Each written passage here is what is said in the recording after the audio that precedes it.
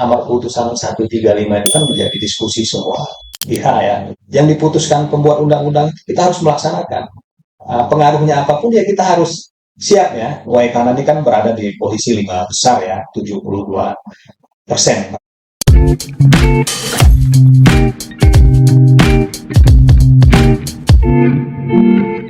Assalamualaikum warahmatullahi wabarakatuh. Salam sejahtera bagi kita semua.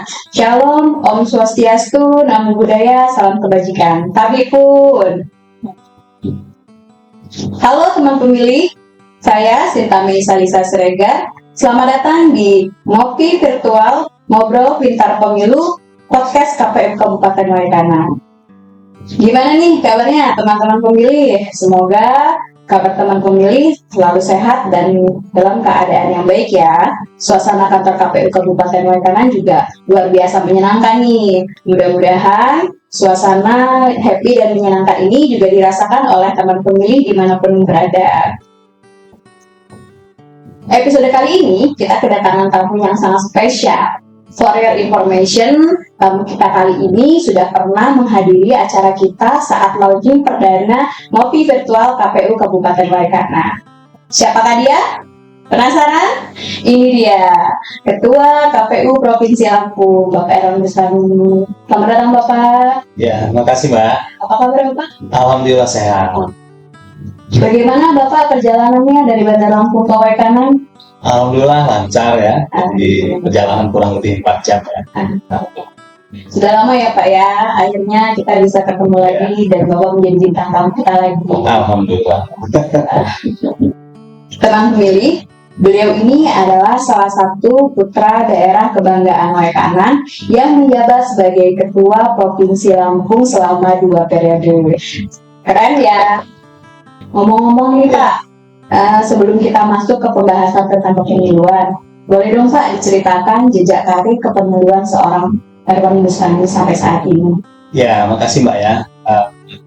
Menjadi penggiat pemilu ya, penggiat demokrasi, penggiat pilkada sebenarnya satu hal yang menyenangkan ya. Sebelum saya menjadi penyelenggara, memang aktif di organisasi kemahasiswaan, kepemudaan ya, menjadi pemantau pemilu. Nah, pertama kali saya masuk menjadi penyelenggara pemilu itu kan di tahun 2025 ya.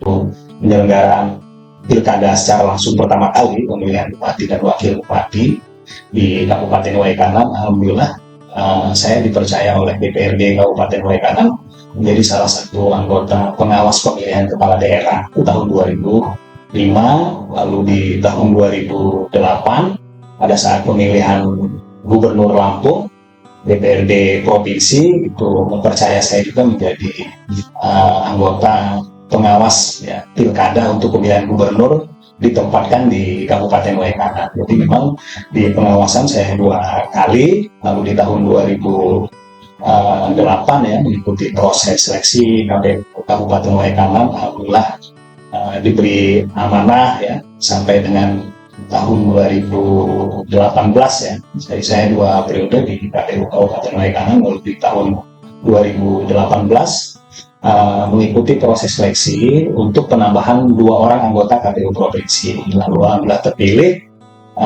di sana, dan di tahun 2019 mengikuti seleksi ya, telah bisa diberi amanah juga oleh KPU RI, dan kemarin di tahun 2024 juga terpilih kembali ya.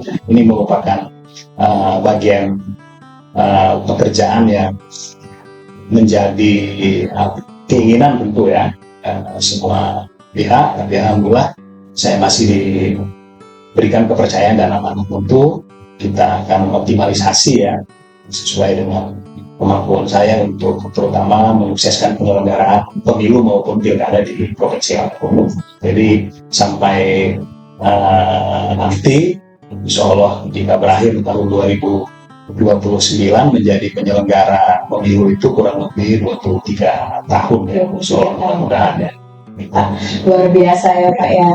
Nah, untuk non kepemiluannya sendiri Pak, seperti apa Pak? Ya, non kepemiluan saya pernah aktif ya, ikut di kantor asosiasi Advokat Indonesia ya, cabang Bandar Lampung. Nah, dipercaya menjadi koordinator pos bantuan hukum ya di wilayah Waikanan, Lampung Utara, Lampung Barat itu di tahun 2005 sampai dengan 2007 ya. Dan pernah juga menjadi pengajar dosen terbang ya, dosen tidak tetap di STIK Muhammadiyah kelompok belajar Waikanan ya dari tahun 2007 sampai dengan 2010 ya. Itu apa namanya di kepemiluan. Nah, setelah itu saya fokus menjadi penyelenggara pemilu karena kan sejak terbit Undang-Undang 7 tahun 2017 penyelenggara pemilu itu tidak diperbolehkan ya bekerja di tempat lain ya, beraktivitas di tempat lain. Ya. Luar biasa sekali teman-teman pemilih, jejak karir seorang ketua KPU Provinsi Lampung. Baik Pak. Nah, untuk hobi nih Pak, ketua KPU Provinsi Lampung ini hobinya apa sih? Ya, saya hobi sih nggak banyak ya. Nggak ada hobi yang sangat spesifik ya yang yang saya lakukan ya. Tapi memang hobi saya ini kan menanam ya, memelihara keindahan, misalnya bonsai taman. Itu saya senang sama aktivitas ya. Saya lakukan sehari-hari. Selebih itu sebenarnya olahraga saya cuma jalan kaki aja, karena itu yang sesuai dengan umur, sesuai dengan kemampuan. Seminggu 3 kali lah saya jalan kaki ya, seperti itu saja, nggak ada yang lain-lain sebenarnya. Gitu. Wah, ternyata hobinya Bapak Erwan ini salah satunya adalah berolahraga ya Pak ya. Karena luar biasa teman-teman, karena penyelenggara itu sebagai perpanjangan tangan demokrasi rakyat, selain harus memiliki jiwa yang sehat, badan juga harus sehat ya Pak. Benar ya Pak ya? Di sano impor sano Pak. Iya, benar sana impor sano. Iya, oke. Profil sudah, perjalanan karir sudah, hobi pun sudah. Nah, saatnya nih Pak, kita lanjutin ngobrol tentang pemilu dan pemiluan. Nah, sebelum kita lanjut, silakan Pak. Makasih ya Mbak.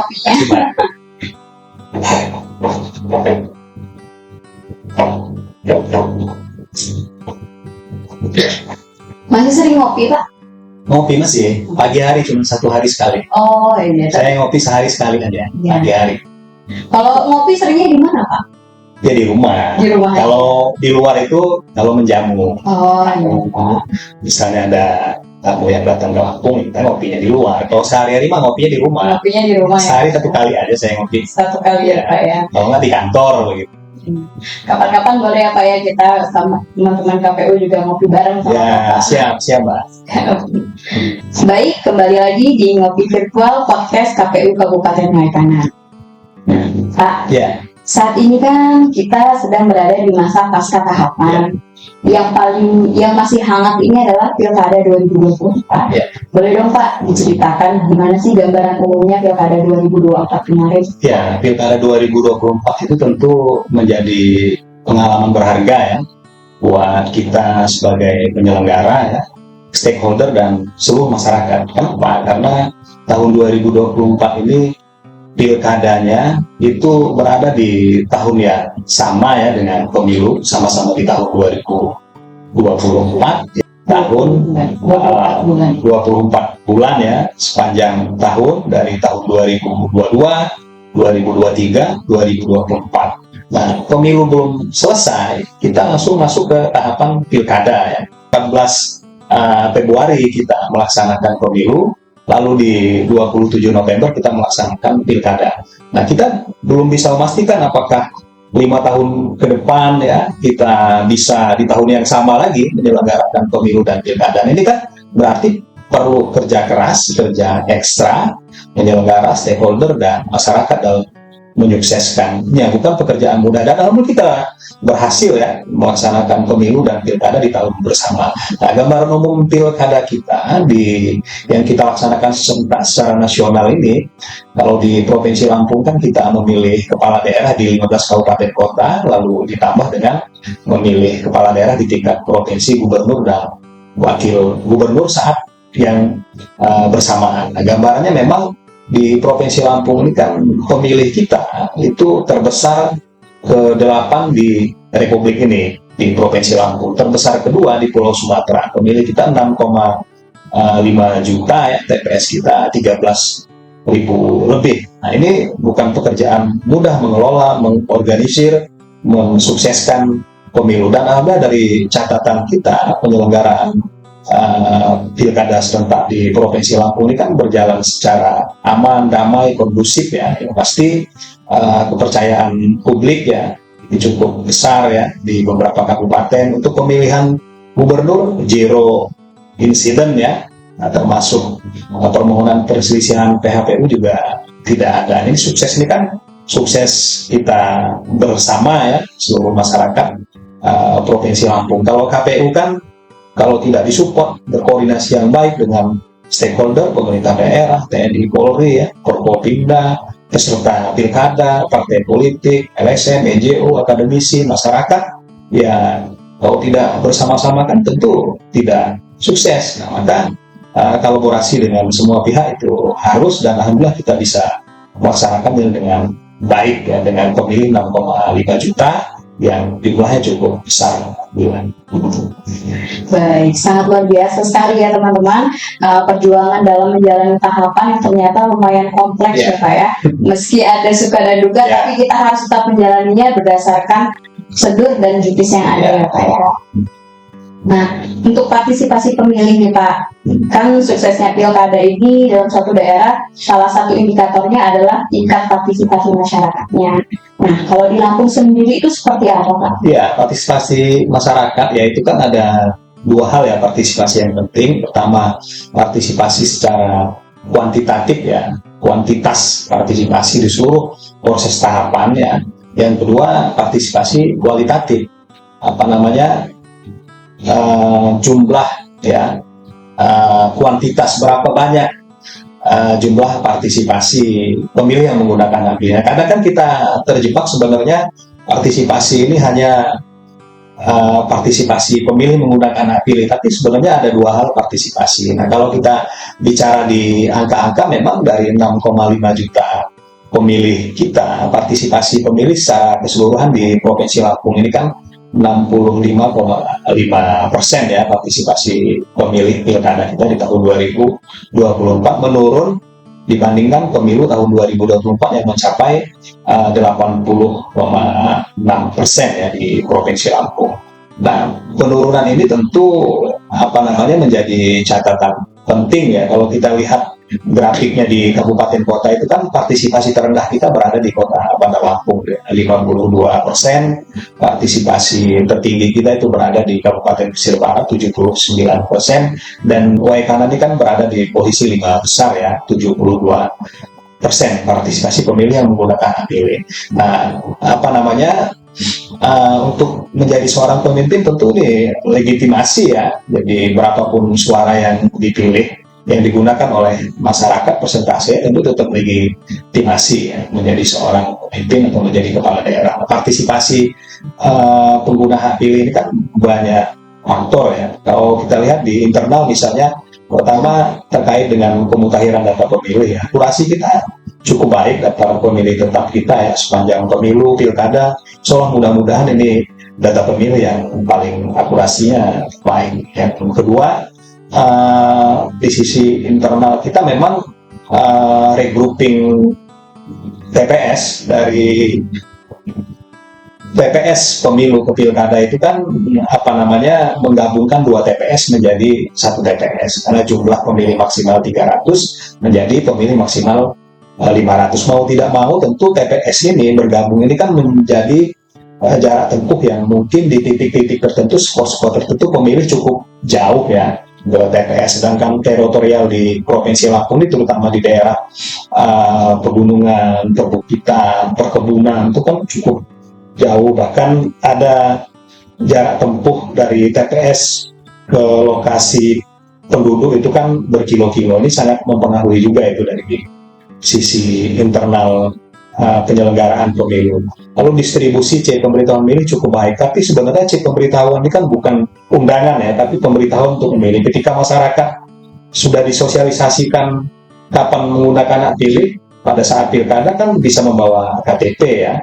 atau identitas penduduk yang diakui, itu kan nggak masalah, bukan menjadi problem. Tapi ada sisi-sisi eksternal yang lain yang mungkin menjadi faktor menurunnya partisipasi itu sebenarnya, misalnya faktor penganten lah ya. Jadi kan calon kepala daerah kan sebagai mesin mobilisasi pemilih, mungkin ada beberapa kabupaten masyarakatnya mungkin kontestannya mungkin kompetitifnya nggak terlalu dominan ya. Lalu yang kedua, misalnya waktu pemilu dan pilkada itu di tahun bersama berdekatan, mungkin ada kejenuhan di sana juga masyarakat ya menggunakan hak pilihnya setelah pemilu pilkada. Dan yang ketiga tentu mungkin ada pemilih yang ekspektasinya pada saat pemilu dan pilkada, harapan-harapan mungkin yang belum terwujud ya oleh pemimpin sebelumnya. Ini kan bisa membangun apatisme juga. Dan yang tidak kalah penting, memang ada pemilih kita yang masuk ke daftar pemilih tetap itu pada saat hari H, itu kan hari yang diliburkan. Tapi ada misalnya pemilih kita yang merantau di luar daerah, misalnya sekolah, kuliah, bekerja, yang tidak kembali ya, tidak kembali ke Provinsi Lampung, karena pilkada kan teritorial pindah memilihnya dari kabupaten ke kabupaten ya, dari kecamatan ke kecamatan, desa yang ada berada di wilayah Provinsi Lampung, nggak boleh di luar Provinsi Lampung menggunakan hak pilih. Ini jadi menjadi penyebab juga. Jadi mudah-mudahan tentu partisipasi kuantitasnya ya, masyarakat aktif kok berpartisipasi di seluruh proses tahapan, dari pemutahiran data, partisipasi pengawasan, ya, pelaksanaan pungut hitung, sehingga misalnya di proses-proses tahapan-tahapan itu kita banyak menerima masukan-masukan masyarakat ya melalui stakeholders. Dan ini kan partisipasi juga, itu tidak kalah penting. Kalau ini nggak aktif, tentu nggak sukses pilkada kita. Ini yang masyarakat tidak boleh terjebak antara kuantitas jumlah dan kualitas partisipasi di seluruh tahap. Jadi sudah cukup baik ya Pak ya masyarakat. Tinggal publik menilai. Jadi ada beberapa penyebab yang sudah Bapak jelaskan ya Pak, kenapa bisa turun, bisa naik ke partisipasi masyarakat. Jadi tergambar ya teman-teman, pilkada 2024 kemarin itu menjadi catatan penting nih bagi kita, khususnya kita dari KPU Waikanan juga, sebagai evaluasi untuk kedepannya menjadi lebih baik. Nah Pak, dalam pemilihan kemarin kan tidak terlepas dari dukungan eksternal nih Pak. Nah, pihak-pihak eksternalnya siapa aja sih Pak? Ya, tadi sebenarnya sudah saya sampaikan di awal ya, bahwa penyelenggaraan pemilu, pilkada, bahwa penyelenggara pemilu kan KPU ya sebagai penyelenggara teknis, Bawaslu sebagai penyelenggara pengawasan ya, DKPP penilai ada nggak pelanggaran etik yang dilakukan oleh penyelenggara. Ini kan terutama KPU yang punya peran yang cukup besar melaksanakan seluruh proses tahapan pilkada.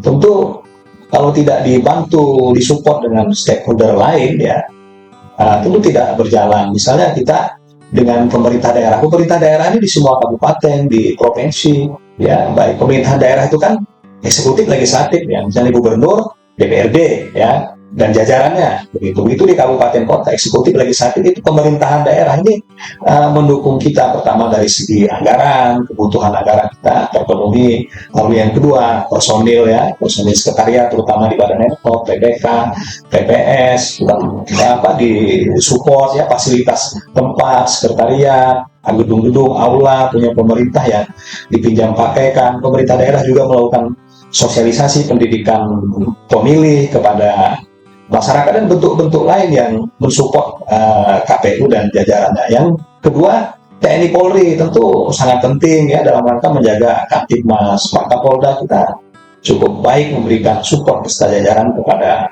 kita ya. Lalu Forkopimda yang lain, misalnya ada kejaksaan ya, ada pengadilan negeri, dan ini semua Forkopimda Plus ya, ada Badan Intelijen yang banyak membantu kita. Nah, selain Forkopimda Plus ini kan kita juga disupport oleh stakeholder lain, NGO, ya, LSM, organisasi kemasyarakatan, pemuda, mahasiswa, wartawan pers, ya, lalu perguruan tinggi, akademisi. Nah, yang tidak kalah penting itu peserta kita, pasangan calon, tim kampanye, partai pengusung, itu semua memberikan support. Dan yang terakhir itu pemilih. Nah, pemilih kan banyak memberikan support kepada kita. Jadi semua stakeholder ini bahu-membahu bagaimana 27 November itu bisa sukses. Memang di Lampung kita punya sejarah, ya, di satu kabupaten, misalnya di Kabupaten Pesawaran kan menjadi catatan dari 5 daerah yang ada persisan hasil pemilu. Memang di Kabupaten Pesawaran itu dilaksanakan PSU, ya, ada persyaratan salah satu calon yang mengakibatkan diskualifikasi. Sebenarnya KPU Pesawaran itu sudah on the track sesuai dengan regulasi, ya. Persyaratan ini kan sudah pernah diklarifikasi ke instansi yang berwenang, yang membuat menerbitkan persyaratan, ada keterangan tertulis dan sebagainya, sehingga ditetapkan menjadi pasangan calon. Lalu pasca menjelang pemilu itu baru mulai bergejolak, ya. KPU melakukan klarifikasi lagi. Lalu selesai hitung di Mahkamah Konstitusi. Kita melaksanakan PSU di Kabupaten Pesawaran itu 90 hari, KPU di provinsi dan supervisi yang melaksanakan KPU Pesawaran. Alhamdulillah sukses, ya, bisa berhasil dan sudah selesai. Itulah situasi yang menjadi pembelajaran bagi kita semua, ya. Luar biasa, ya Pak, ya. Nah, jadi gitu teman-teman. Jadi suksesnya KPU dalam menjalankan Pilkada 2024 tidak terlepas dari bantuan eksternal lainnya seperti kepolisian, Kodim, juga pihak eksternal lainnya hingga berjalan lancar dan sukses. Baik Pak, selanjutnya nih Pak. Saat ini kan sedang trending nih Pak di sosial media, dan kita sudah ketahui bersama tentang putusan MK 135 tahun 2025. Nah, kira-kira apa ya Pak kesiapan KPU, khususnya KPU Provinsi Lampung dalam terhadap putusan itu? Ya, jadi memang ini kan amar putusan 135 itu kan menjadi diskusi semua pihak, ya, putusan Mahkamah Konstitusi. Nah, tentu penyelenggara pemilu, ya, kita ini kan pelaksana regulasi, ya, di provinsi, di kabupaten kota. Jadi kalau RI itu KPU secara keseluruhan itu pelaksana undang-undang, lalu KPU RI membuat regulasi, provinsi itu mengkoordinasikan kabupaten kota melaksanakan regulasi, begitu juga di kabupaten kota. Karena sifatnya jajaran provinsi ke bawah itu kan menunggu. Pertama, amar putusan MK ini kan apakah nanti akan diajawantahkan di undang-undang, revisi undang-undang pemilu pilkada yang sudah menjadi pembicaraan ataukah tidak. Jadi memang kewenangan pembuat undang-undang itu kan berada di DPR dan pemerintah, ya. Jadi kita menunggu saja, Mbak. Jadi kita menunggu saja nanti apakah amar putusan ini menjadi undang-undang atau tidak. Kita menunggu. Jadi kita nggak banyak komentar terhadap 135, ya. Tapi pada prinsipnya sebagai penyelenggara pemilu pilkada, ya, pemilihan kepala daerah di provinsi, kabupaten, kota, apapun itu kita harus siap melaksanakannya, ya, melaksanakan seluruh tahapan. Kita tunggu saja nanti regulasinya seperti apa, ya. Jadi memang di Lampung ini sebenarnya jadi embrio politik, ya, menjadi laboratorium politik, ya. Kita banyak misalnya terutama di pilkada itu kan menelurkan hal-hal yang baru. Misalnya di tahun 2014 di Provinsi Lampung itu sebelum Pilpres berbarengan dengan Pileg, itu di Lampung tahun 2014 sudah melaksanakan pemilu legislatif dengan berbarengan dengan pemilihan gubernur. Sudah pernah kita lakukan, ya. Lalu misalnya di Provinsi Lampung, misalnya undang-undang pilkada ada pasangan calon gubernur yang melakukan JR, kalau kepala daerah maju itu incumbent tidak perlu mundur. Itu juga di Lampung yang mengajukan JR-nya calon gubernur. Lalu misalnya ada calon bupati yang jika pasangannya meninggal dunia, ya, itu tidak digugurkan pasangannya, dan dimenangkan di Mahkamah Konstitusi, sehingga kepala daerah yang pasangannya meninggal dunia itu bisa diganti, ya. Atau misalnya 30 hari sebelum hari H tidak diganti tapi tidak menggugurkan pasangan calon. Ini kan laboratoriumnya dari Provinsi Lampung. Ada beberapa hal-hal lain terutama terkait penyelenggaraan pilkada. Jadi ke depan apakah pilkada ini akan berbarengan dengan pemilihan legislatif yang diambil putusan itu pemilu lokal, ya kan, yang untuk pemilu nasional presiden dan DPR DPD itu dilaksanakan atau tidak. Kalaupun dilaksanakan, tentu kita tetap harus bisa melaksanakan dan siap ya, tergantung pembuat undang-undang gitu. Iya, Pak. Jadi untuk di Provinsi Lampung nanti ada pengaruhnya nggak sih, Pak? Ya, apa namanya, ya kembali tadi ya, ini kan nggak bisa berandai-andai ini kalau putusan Mahkamah Konstitusi ini dijadikan undang-undang atau tidak. Jadi apapun yang diputuskan pembuat undang-undang, kita harus melaksanakan. Pengaruhnya apapun ya kita harus siap ya melaksanakan, terutama pemilu dan pilkada ya. Yang pasti secara teknis penyelenggaraan ya, memang kalau pemilu dan pilkada di tahun yang sama itu cukup berat beban kerja kita ya. Tapi kalau dipisah tahun, mudah-mudahan pekerjaan ini kan lebih ringan bagi kita. Dan kan sebenarnya terobosan-terobosan pemilu maupun pilkada itu ada kewenangan-kewenangan yang misalnya pemutahiran data pemilih misalnya diserahkan kepada pemerintah yang berwenang memvalidasi data segala macam ya. Nah ini kan saja itu meringankan tahapan ya, kita hanya penerima data pemilih misalnya, atau misalnya peserta pemilu kita ya, ada lembaga institusi yang memang melakukan verifikasi, kita hanya menerima peserta pemilu. Itu bisa saja terjadi ya ke depan, tapi kita kan nggak bisa berandai-andai karena pembuat regulasi itu di DPR dan pemerintah. Kita hanya bisa memberikan saran dan masukan gitu. Terima kasih. Pak, gimana kalau kita nikmati kopi Ya, lagi hangat?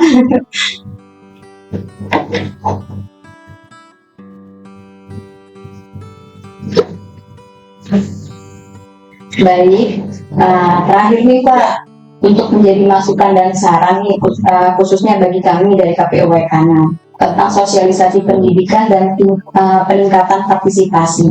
Ada nggak Pak metode yang efektif dalam pelaksanaan sosialisasi pemilu? Ya, kita memang sekarang ada di fase sirkulasi pemilu, itu kan ada fase-fasenya ya.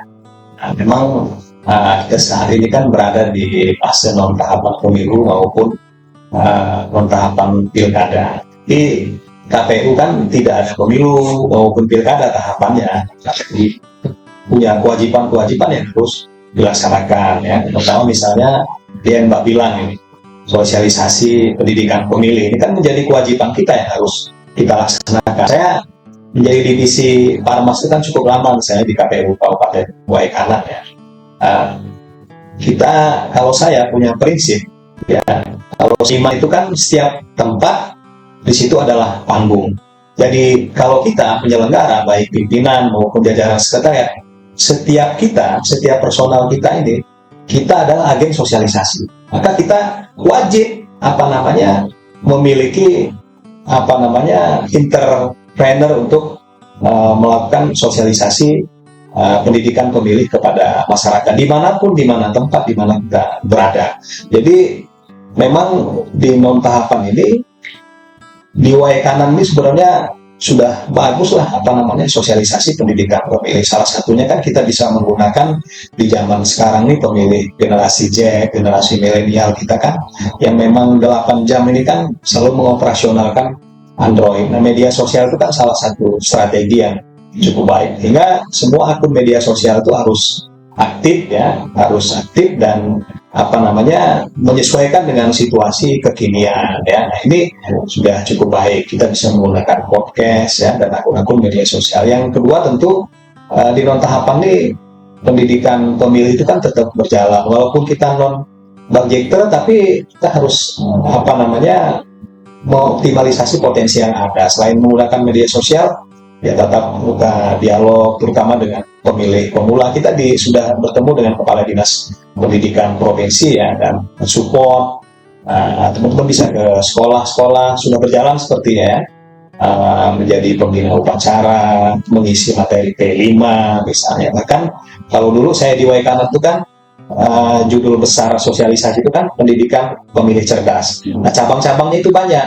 Nah, salah satu cabangnya itu sosialisasi pemilih pemula. Nah, pemilih pemula tadi saya sampaikan pembina upacara, mengisi T5, pentas seni, ada unggulannya pemilos, pemilihan langsung OSIS. Pemilihan OSIS itu kita kerjasama dengan wakil kepala sekolah yang bidang kemahasiswaan dari sekolah. Kita melaksanakan pemilos tuh, satu kecamatan, satu sekolah. Alhamdulillah bisa berjalan. Lalu pemilih-pemilih yang lain ya, kan ada pemilih perempuan, pemilih pikiran ya, semampu seoptimalisasi kita bisa sosialisasikan ya. Tapi yang tidak kalah penting itu kreativitas ya. Dan alhamdulillah Kanan bisa melakukan itu. Tapi selain sosialisasi, kita juga punya kewajiban pemutahiran data pemilih berkelanjutan. Ya, harus koordinasi dengan Disduk Capil, dengan TNI, Polri, stakeholder yang lain, bahkan sampling tertentu kita turun ke masyarakat. Walaupun non-budget ya kita harus kreatif. Lalu yang ketiga, updating data peserta pemilu ya, keanggotaan, kepengurusan harus terkoordinasi dengan baik kepada partai politik. Lalu penataan aset ya, kita di kantor harus bagus. Nah, ini harus kita lakukan ya, di kantor-kantor KPU di semua sektor, termasuk di KPU Kabupaten Waikanan. Mudah-mudahan di masa non tahapan ini menjadi kekuatan kita dalam rangka menyongsong tahapan pemilu ke depan. Baik, terima kasih, luar biasa. Tepuk tangan dong. Baik Pak, nah teman pemilih, tidak terasa nih ya, kita sudah ada di penghujung acara. Namun sebelum kita akhiri, dimohon pada Pak Ketua untuk memberikan saran dan masukan atau hal-hal yang perlu disampaikan kepada teman pemilih. Silakan Pak. Ya, jadi pada seluruh teman pemilih ya, khususnya di Kabupaten Waikanan, di Provinsi Lampung, yang perlu kita sampaikan bahwa pemilih ini kan bagian komponen yang penting dalam pelaksanaan pemilu pilkada. Jadi penyelenggara pemilu, peserta pemilu, yang ketiga pemilih. Pemilih kita cukup besar ya, 6,5 juta ya di Provinsi Lampung. Tentu KPU secara keseluruhan itu perlu support keaktifan masyarakat ya, terutama pemutahiran data pemilih berkelanjutan, sosialisasi pendidikan pemilih ya. Karena ini menjadi kewajiban kita bersama dalam rangka pertama mengakurasi data pemilih kita yang meninggal dunia, pindah keluar daerah, aktif menjadi TNI, Polri ya. Ini kan harus kita hapus dari pemilih yang sekarang yang basis data kita pilkada tahun 2024. Begitu juga misalnya yang berusia 17 tahun baru ya, lalu pensiunan TNI Polri yang tidak ke daerah Provinsi Lampung di Kabupaten Waikanan itu aktif juga melaporkan kepada KPU ya, dan Disduk Capil setempat. Jadi kita enak nih memutahirkan data pemilih berkelanjutan. Lalu yang kedua, sosialisasi ya, kan sosialisasi ini menjadi kewajiban KPU, pendidikan pemilih ya, itu juga menjadi kewajiban pemerintah daerah ya, partai politik, seluruh stakeholder dan masyarakat ya. Kita mencerdaskan diri kita masing-masing, bagaimana kita harus menyadari bahwa menjadi pemilih itu hak konstitusional kita dalam penyelenggaraan pemilu maupun pilkada yang kita laksanakan 5 tahun sekali. Nah, pemimpin yang kita pilih dalam proses demokrasi pemilu maupun pilkada akan legitimasi jika masyarakat menggunakan hak dan cerdas menggunakan hak pilih. Jadi walaupun kita pemilu itu 2029, dari sekarang kita harus mulai cerdas ya, memverifikasi pesertanya, lalu calon perorangannya, hingga pemimpin-pemimpin yang terpilih itu yang terbaik yang bisa membangun daerah ya, di Kabupaten Waikanan, di Provinsi Lampung, bisa berkontribusi buat negara yang kita cintai gitu Pak.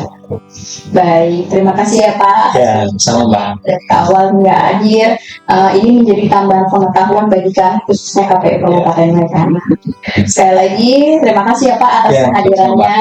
Mudah-mudahan kita bisa bertemu lagi dan menjadi bintang tamu podcast kami lagi dengan tema yang lebih menarik. Nah, demikian ngopi virtual KPU Kabupaten Waikanan bersama Ketua KPU Provinsi Lampung.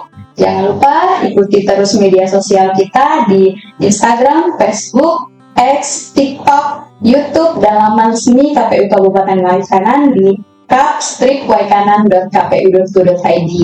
Saya Sintami Salisa Siregar undur diri. Mohon maaf atas segala kesalahan. Wassalamualaikum warahmatullahi wabarakatuh. Waalaikumsalam warahmatullahi wabarakatuh.